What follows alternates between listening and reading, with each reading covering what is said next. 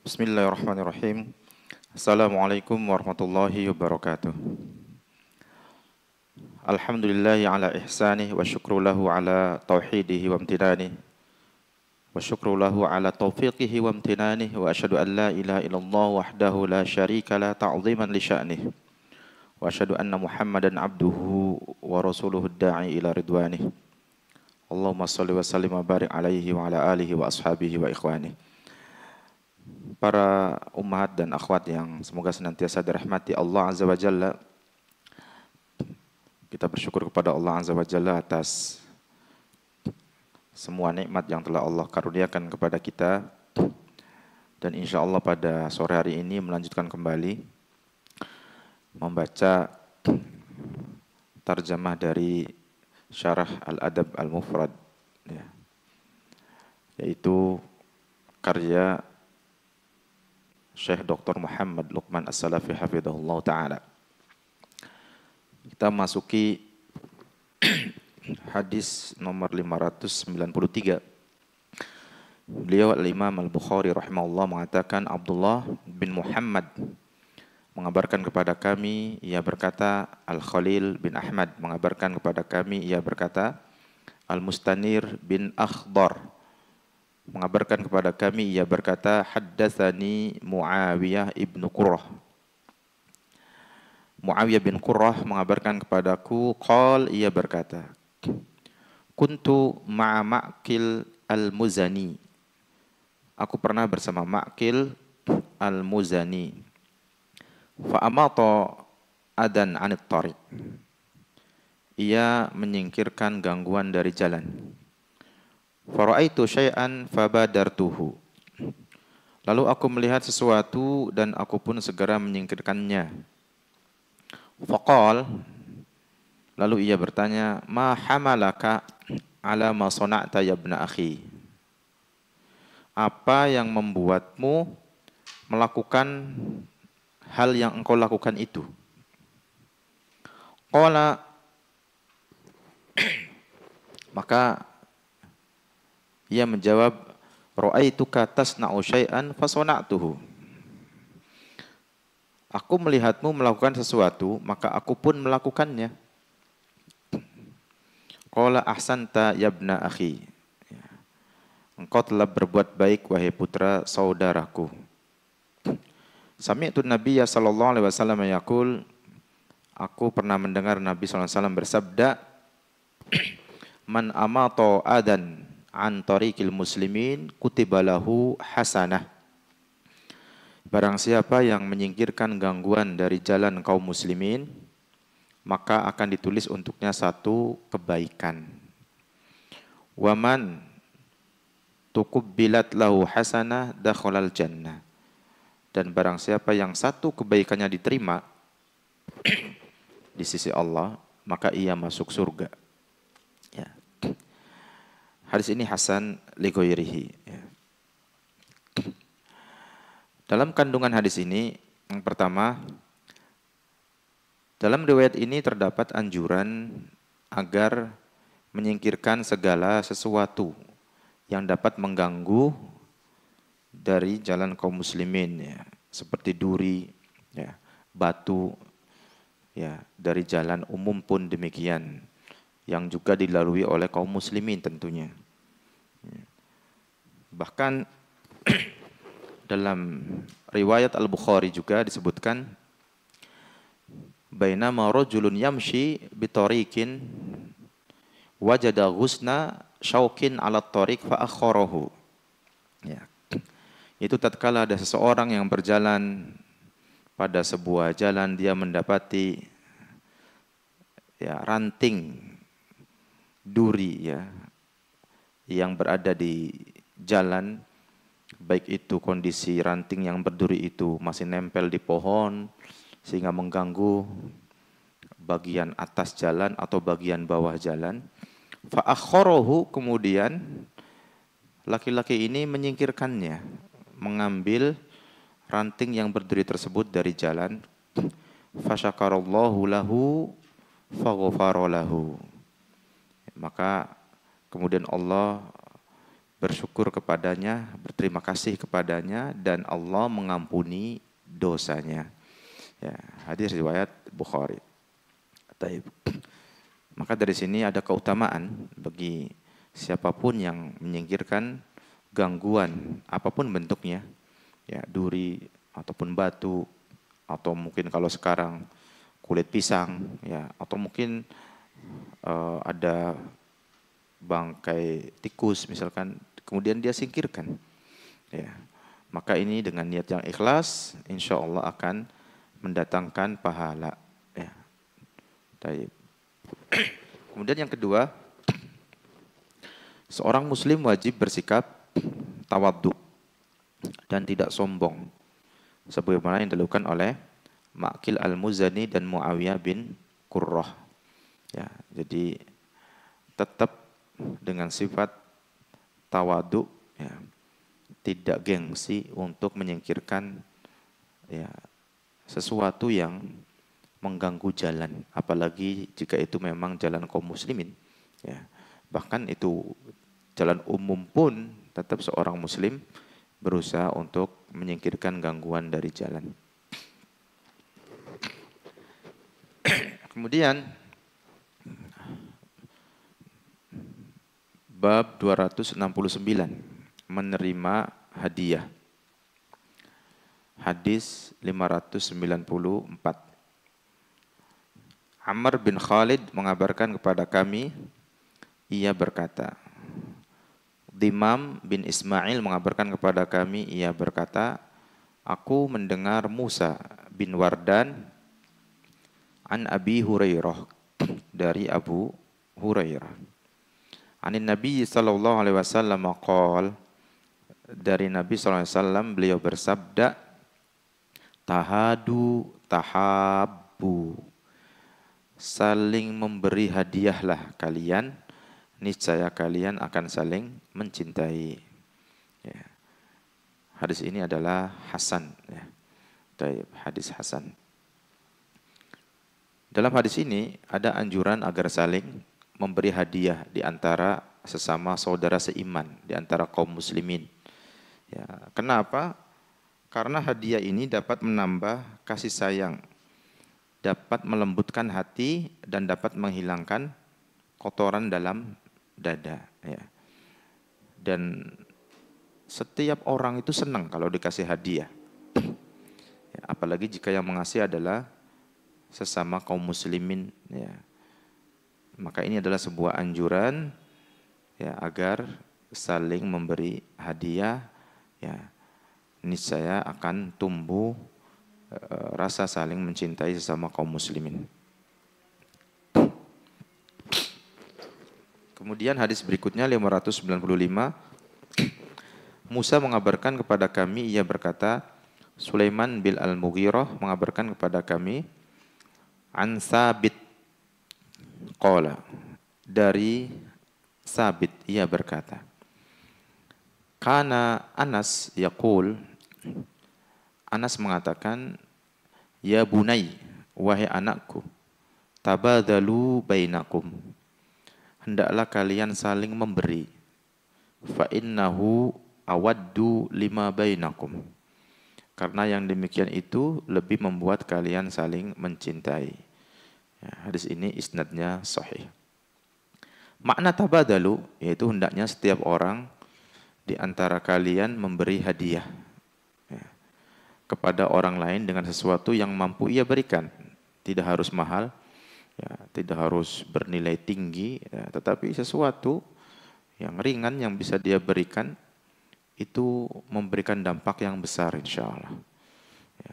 Dikatakan di sini awaddu lima bainakum, akan menambah kasih sayang di antara kalian. Ya. Dan kita tahu Anas bin Malik termasuk sahabat yang diberi karunia rizki dan keturunan yang banyak. Ya. Sehingga anak keturunan Anas ini, ya,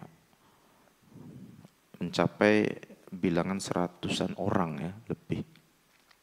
Itu juga dahulu pernah didoakan Nabi SAW. Sehingga Anas berpesan kepada anaknya, hendaknya kalian saling memberi. Karena yang demikian ini lebih membuat saling mencintai. Ya. Maka Anas bin Malik yang memiliki keturunan, anak dan cucu sampai begitu banyak memberikan pesan yang simpel supaya mereka saling mencintai, yaitu pesan untuk saling memberi. Ya. Kemudian bab 270. Tidak menerima hadiah karena kebencian. Hadis 596. Ahmad bin Khalid mengabarkan kepada kami, ia berkata, Muhammad bin Ishaq mengabarkan kepada kami dari Sa'id bin Abi Sa'id dari ayahnya, an Abi Hurairah qala, dari Abu Hurairah, ia berkata, ahda rajulun min bani Fazarah lin Nabi sallallahu alaihi wasallam naqatan. Ada seorang laki-laki dari Bani Fazarah menghadiahkan satu ekor unta.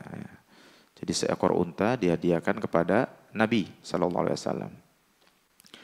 Fa'awwadahu fatasakhatahu. Lalu beliau sallallahu alaihi wasallam mengganti unta tersebut, fatasakhatahu,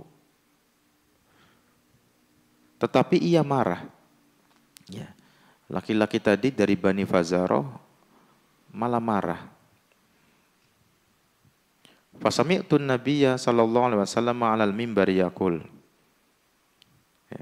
Maka aku mendengar Nabi sallallahu alaihi wasallam bersabda di atas mimbar. Yuhdi ahaduhum fa'u'awwiduhu biqadari ma indi thumma yaskhatuhu. Ada seseorang dari mereka memberi hadiah, lalu aku ganti dengan apa yang aku miliki semampuku. Kemudian dia marah. Wa aimullah, demi Allah, la aqbal ba'da 'ami hadha minal Arab hadiyatan illa min Quraisy au Ansori au Thaqafi au Dausi. Kata Nabi, demi Allah, aku tidak akan menerima hadiah dari orang-orang Arab setelah tahun ini kecuali dari suku Quraisy, Ansor, Thaqafi atau Dausi. Ya. Disebutkan di sini ada 4. Dari orang-orang Quraisy, orang-orang Ansar, Thaqafi dan Dausi. Ya. Hadis ini sahih li ghairihi.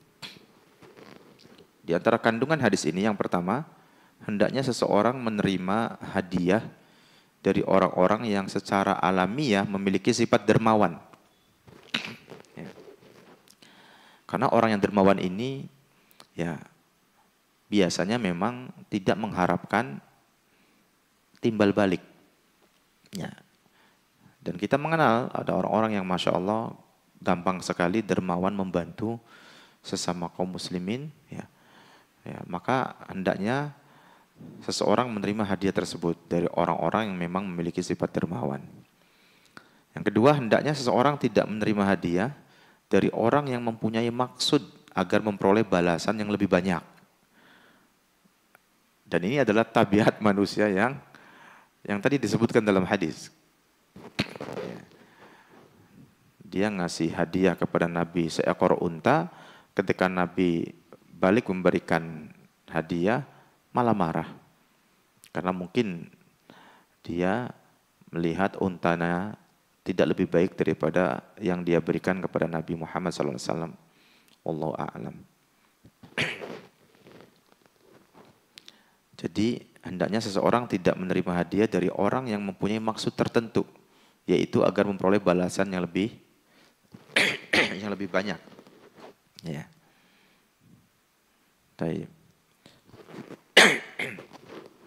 Kemudian yang ketiga, Nabi SAW memberikan keutamaan secara khusus kepada orang-orang yang disebutkan dalam hadis, yaitu 4 suku tadi ya. Suku Quraisy, suku Ansor, suku Thaqafi, dan suku Dausi. Ya. karena beliau berkenan menerima hadiah mereka. Berarti ini satu keutamaan yang dimiliki oleh 4 suku tadi yang disebutkan oleh Nabi Muhammad SAW. Hal ini karena beliau mengetahui bahwa mereka memiliki sifat dermawan, keinginan yang tinggi dan tidak mengharapkan ganti, tidak mengharapkan timbal balik. Ya. Jadi Masya Allah ini orang-orang Quraisy, orang-orang Ansor, ya, kemudian Thaqafi dan Dausi. Ya. Kemudian bab 271,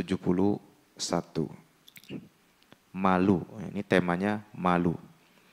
597, ya, ini nomor hadisnya. Ahmad bin Yunus mengabarkan kepada kami, ia berkata, Zuhair mengabarkan kepada kami, ia berkata, Mansur mengabarkan kepada kami dari Rib'i bin Hirash. Ia berkata, Haddatsana Abu Mas'udin. Haddatsana Abu Mas'udin Uqbata qala. Abu Mas'ud Uqbah mengabarkan kepada kami, ia berkata, qala Nabi sallallahu alaihi wasallam. Nabi sallallahu alaihi wasallam bersabda, Inna mimma adrakan nasu min kalamin nubuwah. Sesungguhnya yang didapat oleh manusia dari salah satu ucapan kenabian adalah idza lam tastahi fasna' ma syi'ta. Jika engkau tidak malu, maka berbuatlah sekehendakmu. Hadis riwayat Al-Bukhari, ya, di dalam kitab Al-Adab. Tayyib. Adrokan nas, yaitu orang-orang jahiliyah zaman dahulu, ya, mendapati min kalamin nubuwah, dari sejumlah berita para nabi dan rasul yang telah lalu. Ya, fasna' masyita. Al-Khattabi mengatakan hikmah disebutkan dengan kalimat perintah fasna' masyita. Ya, berbuatlah sesukamu, sekehendakmu. Ya. Hikmah disebutkan dengan kalimat perintah, bukan dengan bentuk kalimat berita dalam hadis ini. Ya, bahwa yang menahan seseorang untuk melakukan keburukan adalah rasa malunya. Ya. Jadi adanya rasa malu ini bisa menahan seseorang untuk melakukan keburukan, kemaksiatan. Jika ia meninggalkan keburukan, maka ia seperti orang yang diperintah secara alamiah agar meninggalkan setiap keburukan. Ya. Maka rasa malu adalah anugerah yang besar dari Allah Azza wa Jalla bagi seseorang. Ya. Di antara kandungan hadis ini, yang pertama pengagungan terhadap rasa malu. Kedua dikatakan sesungguhnya perintah di sini berarti berita, yaitu orang yang tidak merasa malu pasti akan melakukan setiap apa saja yang dikehendakinya, yang diinginkannya. Ya. Maka ketika kita misalkan mau berbuat sebuah keburukan, kemaksiatan, kemudian kita merasa malu, berarti ini ada kebaikan. Ya. Tetapi orang yang tidak punya rasa malu, maka dia akan berbuat apa saja yang dia kehendaki. Apa saja. Ya. Karena sudah tidak ada rasa malu lagi dan ini bencana. Ya. Maka hendaknya kaum muslimin dan muslimat, ya, menahan diri dari apa? Sering tampil di medsos, apalagi untuk hal-hal yang tidak bermanfaat. Ya, hendaknya ada rasa malu, apalagi seorang muslimah. Ya. Dan ini fenomena yang membuat kita ya khawatir, ya, kok banyak ya kaum muslimin ya tampil di medsos dalam hal-hal yang tidak ada ya atau minim kebaikan. Kalaupun ada mungkin kebaikannya sedikit, namun madorotnya banyak atau keburukannya banyak. Ya, maka hendaknya menahan diri dari tampil-tampil di medsos. Ya,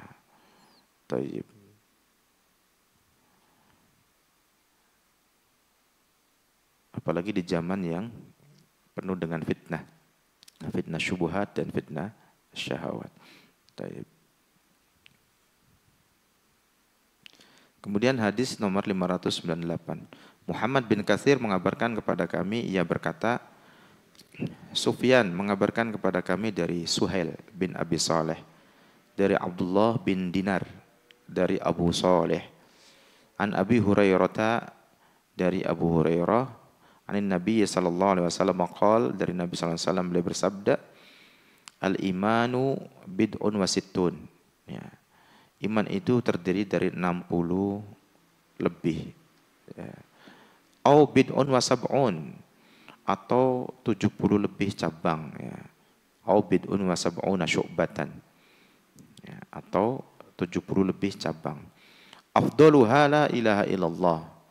Yang paling utama adalah ucapan la ilaha illallah. Ya. Wa adnaha imatatul adha 'anit thariq. Dan yang paling rendah dari keimanan adalah menyingkirkan gangguan dari jalan. Wal haya'u syu'batun minal iman. Dan malu adalah satu cabang dari keimanan. Ya, hadis riwayat Al-Bukhari dan Muslim. Bid'un yaitu jumlah yang sifatnya mubham, yaitu samar. Namun dibatasi antara 3 hingga 9. Ya, jadi antara bilangan 3 sampai 9 ini adalah bid'un. Apakah itu 3 atau 4 atau 5 dan seterusnya sampai 9. Maka memakai ungkapan bid'un. Asyu'batu maksudnya sepotong, yaitu dimaksudkan di sini adalah cabang atau bagian. Al-haya, ya, ini rasa malu. Akhlak yang mendorong seseorang menjauhi hal-hal yang tidak baik dan menghalanginya dari mengurangi hak orang yang berhak menerimanya. Maka di antara kandungan hadis ini, cabang keimanan yang paling utama adalah kalimat la ilaha illallah. Ini adalah cabang iman yang paling utama, yang paling tinggi. Ya. Adapun cabang iman yang paling rendah adalah menyingkirkan sesuatu yang mengganggu orang dari jalan. Ya. Menyingkirkan sesuatu, ya, yang dapat mengganggu seseorang dari jalan. Ini adalah cabang iman yang paling rendah. Sehingga jangan sampai seorang muslim justru malah meninggalkan atau melempar sesuatu ke jalan. Ya, apalagi di musim hujan seperti ini, sangat mengganggu. Ya. Beberapa kali kita mendapati ada tikus yang mati di jalan atau bangkai tikus. Ya. Bisa jadi memang tikusnya mati di situ, ketabrak misalnya. Tapi bisa jadi juga ada orang yang memang, ya, malas untuk menguburkan tikus, ya, kemudian dilempar ke jalan. Ya. Padahal jalan adalah bukan kuburan untuk tikus, ya. Jalan digunakan untuk sebuah, ya, sebuah sarana untuk seseorang bertransportasi ataupun melewatinya dengan nyaman, tetapi menjadi tidak nyaman bahkan berbahaya ketika di situ ada tadi hal-hal yang mengganggu seperti bangkai tikus tadi. Ya, pernah juga mendapati bangkai ular gede lagi. Cukup kaget. La haula wala quwata, ini ada bangkai ular gede. Ya, ini kan sangat mengganggu, ya, dan itu bisa licin, ya. Jadi, maka seorang muslim hendaknya kalau tidak mampu untuk menyingkirkan gangguan dari jalan, ya jangan malah menambah gangguan di jalan. Ya. Tidak mampu menyingkirkan gangguan dari jalan umum, ya hendaknya jangan justru malah memberikan gangguan di jalan. Ya. Ini berbahaya dan berdosa, ya, mengganggu orang. Ya, taib.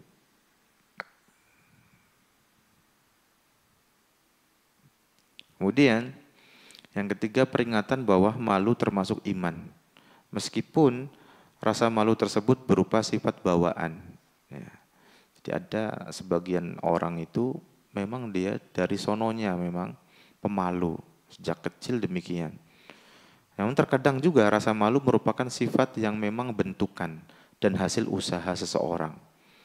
Ya, mungkin awalnya tidak terlalu malu, kemudian setelah membaca dalil-dalil bergaul menjadi ya rasa malu itu bertambah.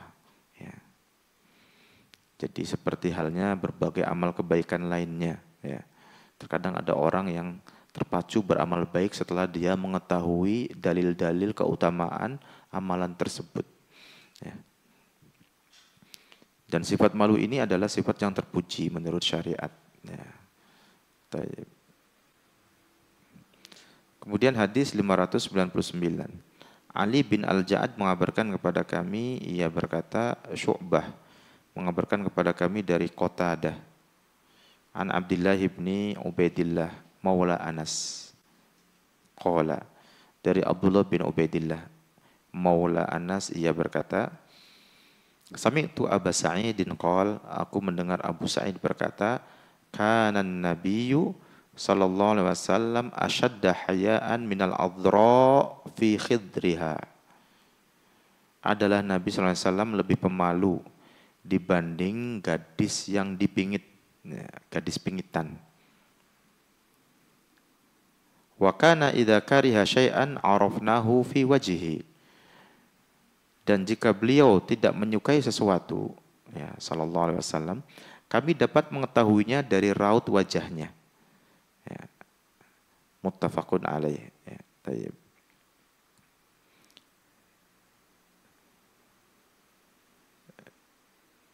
Dari sini kita tahu bahwa Nabi Muhammad SAW, ya, ketika beliau tidak menyukai hal tertentu, ya, maka itu sangat nampak dari raut wajahnya, sehingga sahabat mengerti hal tersebut. Ya. Dan ini dulu sudah pernah berlalu ya dalam hadis 467 ya. Taib. Ya. Jadi beliau jika tidak menyukai sesuatu tidak mau mengucapkannya. Kenapa? Karena rasa malu beliau sallallahu alaihi wasallam. Sehingga para sahabat memahami ketidaksukaan beliau dari perubahan raut wajah. Dari perubahan raut wajah Rasulullah sallallahu alaihi wasallam. Saking malunya Nabi tidak mampu atau tidak mau mengucapkan hal yang tidak beliau sallallahu alaihi wasallam sukai karena dorongan rasa malu tadi.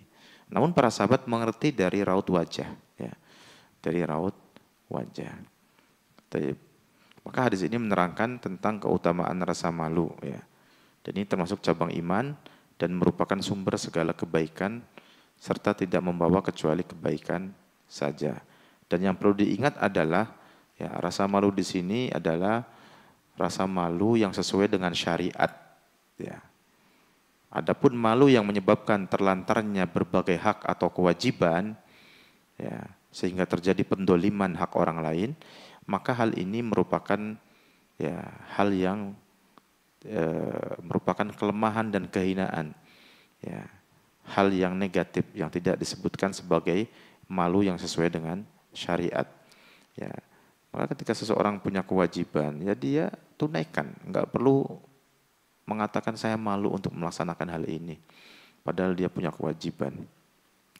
Seorang bapak, seorang suami punya kewajiban menafkahi anak dan istri, disuruh bekerja pekerjaan tertentu, dia tidak mau dengan alasan malu, ya, padahal nggak punya pekerjaan lain. Nah ini nggak benar. Ini bukan malu yang sesuai syariat, justru ini tercela. Ya, malu yang disebutkan dalam hadis ini adalah malu yang sesuai syariat. Seseorang mau berbuat maksiat kemudian dia ingat, ya, bahwa di sana ada Allah yang Maha melihat, ya, yang Maha mengetahui, sehingga dia malu untuk melaksanakan kemaksiatannya. Ini malu yang terpuji, ya. Kemudian Muhammad bin Bashar mengabarkan kepada kami, ia berkata, Yahya dan Ibnu Mahdi mengabarkan kepada kami, keduanya berkata, Syu'bah mengabarkan kepada kami dari Qatadah, dari Abdullah bin Abi Utbah, Maula Anas bin Malik. An Abi Sa'idin Al-Khudri mislahu, yaitu dari Abu Sa'id Al-Khudri, ya seperti riwayatkan yang disebutkan di atas tadi. Qala Abu Abdillah wa qala Gundar ibnu Abi Adi Maula Anas. Abu Abdillah berkata, Gundar dan Ibnu Abi Adi mengatakan Maula Anas. Ya. Maka ada di sana kosakata al-adra, ya. Ini maksudnya gadis yang belum pernah disentuh orang, yang dipingit, ya. Fi khidriha, ya, senantiasa berada di dalam kamarnya. Ya. Hal ini jika seseorang masuk ke dalam kamarnya, maka ia sangat malu. Karena gadis ini kesehariannya memang senantiasa di tempatnya tersebut, di kamarnya tersebut, ya. Sehingga ketika ada seseorang masuk ke dalam kamarnya, ia sangat malu. Adapun gadis yang tidak berada dalam kamarnya dan bersama wanita lain, maka rasa malunya tidak sedemikian rupa karena tidak terasing dari kehidupan orang lain. Nah, Nabi SAW itu melebihi, ya, gadis yang dipingit tadi, ya, dari sisi rasa malu beliau SAW. Ya, karena Nabi SAW asyadda hayaan minal adro'i fi khidriha. Ya, adalah Nabi SAW, ya, lebih pemalu dibandingkan gadis pingitan. Ya. Ini menunjukkan apa? Menunjukkan besarnya keimanan beliau SAW. Ya, bahkan rasa malu saja melebihi rasa malunya gadis yang dipingit, yang hampir-hampir tidak pernah berjumpa dengan orang lain, di kamar terus. Ya, sehingga ketika ada orang lain masuk, dia begitu malu. Mungkin mukanya menjadi merah gitu kan. Nabi SAW melebihi gadis pingitan ini. Tayyib. Di antara kandungan hadis ini yang pertama, adanya malu pada diri Nabi Muhammad SAW selain pada ketentuan Allah. Oleh karena itu, beliau bersabda kepada orang yang mengaku melakukan perbuatan zina, ya, beliau mengatakan, apakah engkau menodainya? Ya.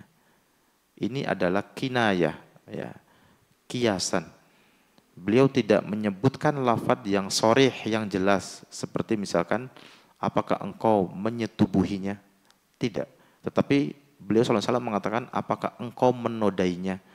Ya. Ini karena sifat malu beliau SAW untuk menyebutkan secara vulgar, sebagaimana terdapat dalam hadis riwayat Al-Bukhari nomor 6824. Ya. Dan ini menunjukkan betapa Nabi SAW memilih kata, ya, diksinya begitu ketat, ya, berhati-hati. Ya, ini menunjukkan betapa beliau memiliki rasa malu yang tinggi. Bahkan untuk bertanya saja beliau menggunakan istilah yang tadi disebutkan, ya. Apakah engkau menodainya? Seperti itu. Kemudian di situ ada isyarat bahwa Nabi Muhammad SAW tidak pernah menyampaikan dengan terus terang kepada seorang pun akan sesuatu yang tidak beliau sukai. Ya. Akan tetapi raut wajah beliau berubah. Ya. Sehingga para sahabat dapat memahami bahwa beliau tidak menyukai hal tersebut. Ya. Dan ini tidak mudah, ya, untuk tidak mengatakan saya tidak suka misalkan. Ya. Karena mungkin sebagian kita ketika ada hal yang tidak dia sukai, ya langsung aja kan ngomong gitu kan. Tapi beliau tidak, ya. Beliau SAW mengekspresikannya dengan raut wajah. Ya, karena besarnya rasa malu beliau SAW untuk mengatakan saya tidak suka, itu beliau malu. Ya. Sallallahu alaihi wasallam. Kemudian keutamaan sifat malu, ya. Dan malu termasuk salah satu cabang keimanan. Ya, malu itu semuanya baik dan malu selalu mendatangkan kebaikan. Sekali lagi ini yang yang sesuai dengan syariat ya. Adapun malu yang dengan sifat itu hak-hak orang lain tidak terpenuhi, adanya pendoliman kepada orang lain, maka ini adalah tidak termasuk dalam pembahasan ini. Ya. Nggak boleh seorang laki-laki ya, disuruh sholat ke masjid, kemudian apa? Malu.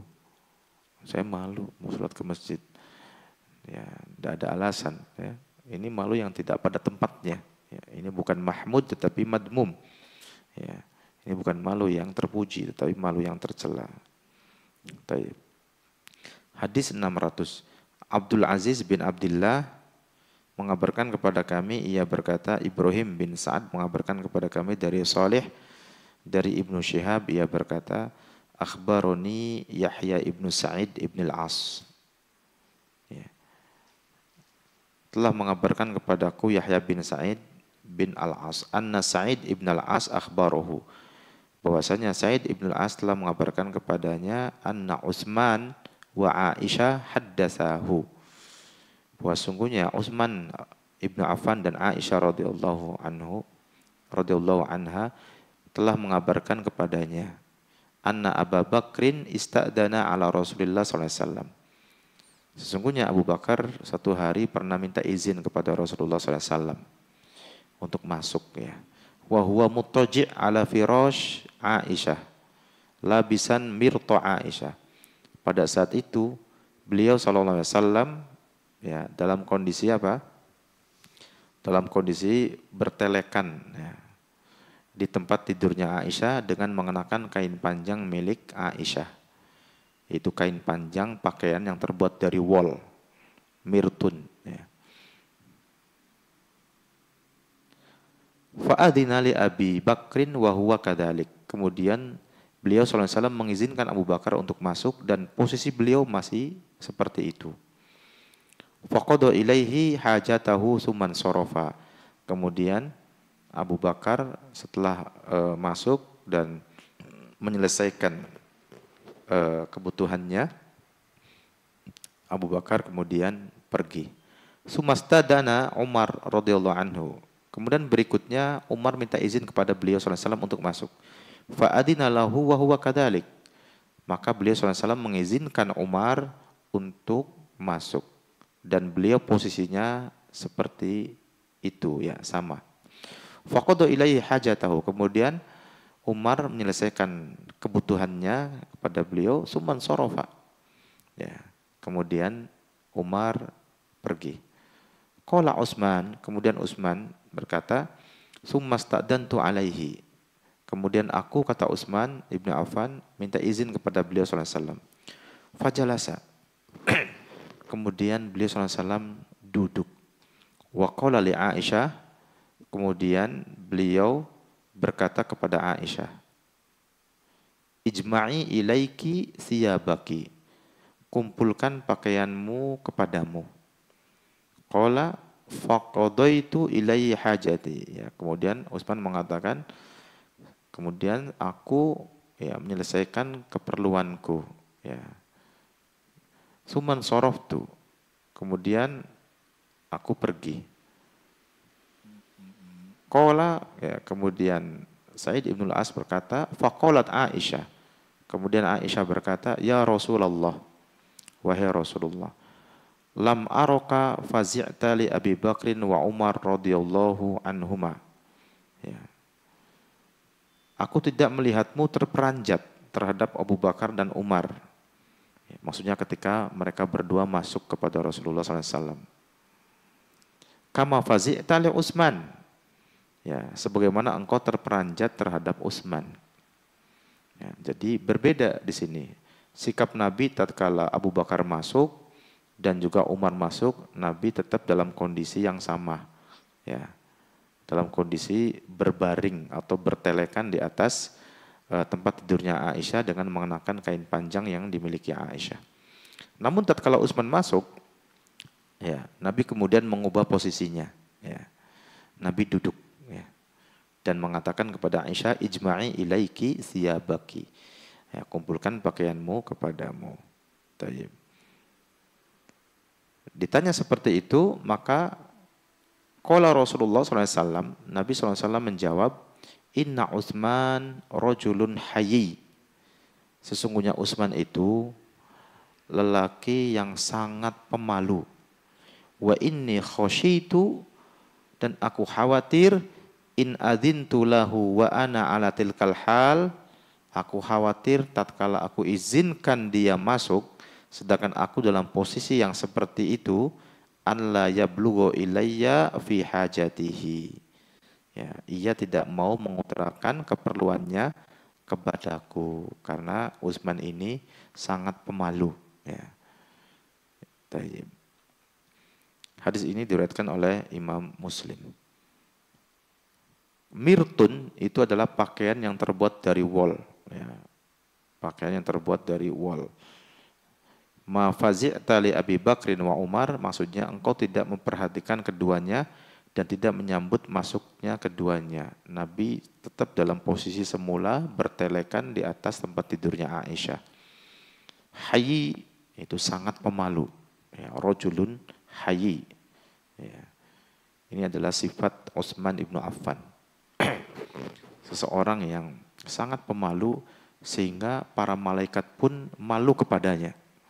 Ya. Nanti insya Allah akan ada riwayat tentang itu. Kandungan hadisnya adalah yang pertama, keutamaan yang nampak jelas pada diri Utsman bin Affan radhiyallahu anhu dan keagungannya di sisi para malaikat. Yang kedua, malu termasuk sifat yang mempesona dan termasuk sifat para malaikat. Ya. Maka ini adalah sebuah sifat yang mulia, sifat yang agung, yang hendaknya seorang muslim, yajibu 'alal muslim an yatahalla bihadihi as-sifah. Itu seorang muslim hendaknya berhias diri dengan sifat yang agung ini, ya. Maka jangan mengikuti tren yang sering muncul di medsos, ya. Entah itu apapun bentuknya, YouTube, TikTok dan yang lain sebagainya. Kemudian seorang muslim bergoyang-goyang di situ. Ini mana rasa malunya? Ya kan? Ini di zaman yang seperti ini hendaknya seorang muslim menghiasi diri dengan sifat malu, ya. Dan menjauhkan diri dari hal-hal yang tidak ada manfaatnya, bahkan cenderung mengundang keburukan, kemaksiatan. Ya. Mungkin ini dulu yang kita sampaikan pada kesempatan kali ini, ya. Sudah sampai kepada hadis nomor 600 dan kita lanjutkan insyaallah di pertemuan yang akan datang biidznillah taala. Wassallallahu ala nabiyyina Muhammadin wa ala alihi wa sahbihi ajma'in. Subhanakallahumma bihamdik asyhadu an la ilaha illa anta astaghfiruka wa atubu ilaik. Assalamualaikum warahmatullahi wabarakatuh.